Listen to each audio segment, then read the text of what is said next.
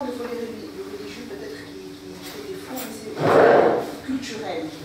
Culturel dans le sens de notre culture arabo-musulmane, notre identité, peut-être qu'on devrait s'y attarder davantage, voir cette question d'identité qui nous crée autant en ce moment. Ce que je voudrais dire, je voudrais partager quelques ressentis par rapport à la Révolution. Effectivement, la Révolution a été un vent de liberté qui a soufflé sur la Tunisie, et on ressent en ce moment une petite désillusion, un manque de confiance, une opacité qui est dans l'air. On sent un peu que la Révolution est en train d'être volée. Comment faire pour qu'on ne la vole pas? Comment faire pour que cette vision soit partagée et que tout le monde participe à changer la Tunisie? Je vous pose la question.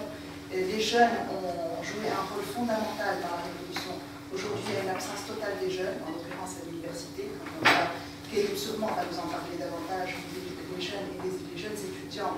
Que pensent-ils de cette situation quand on pense qu'il y a 50%... Il y a 3 universitaires. Hein. Voilà. Donc 50% de la population n'a pas été votée. Ça aussi, ça nous fait poser des questions. Comment peut-on se permettre, après une révolution, de ne pas participer à l'avenir du pays? Monsieur François, il a parlé du coût de la révolution. Comment faire pour que ce coût se transforme en investissement? C'est vrai qu'il y a un coût qui pèse encore sur notre économie.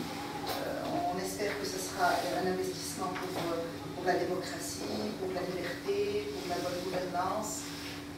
Et voilà, beaucoup de questions, pas beaucoup de visions. Nous, les PME qui sont dans notre confédération sont plutôt inquiètes parce qu'au début, il y avait cet espoir de voir le marché parallèle disparaître, les opérations s'effectuer avec plus de transparence. Quand on voit aujourd'hui les problèmes qu'on a portuaires, en l'occurrence le port de Radès, nous sommes en train d'effectuer une grande étude sur le port de Radès avec l'assistance de Mohamed Angelini et de M. Ravimet.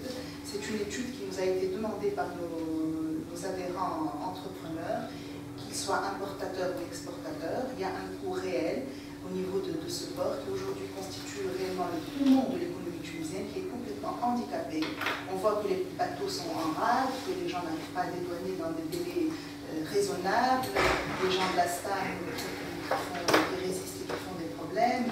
Donc tout cela, c'est l'entreprise qui le vit au quotidien.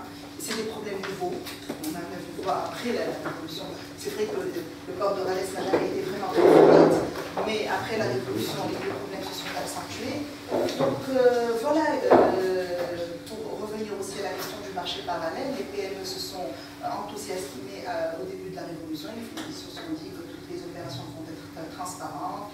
Et voilà que maintenant, ça réapparaît, la mafia change de nom, le système D reprend, et il y a toujours ces importations sauvages qui sont là, qui nous handicapent, donc on se pose des questions. On aimerait avoir une vision claire et une stratégie claire que le gouvernement mette en place pour tranquilliser les gens et rétablisse la confiance.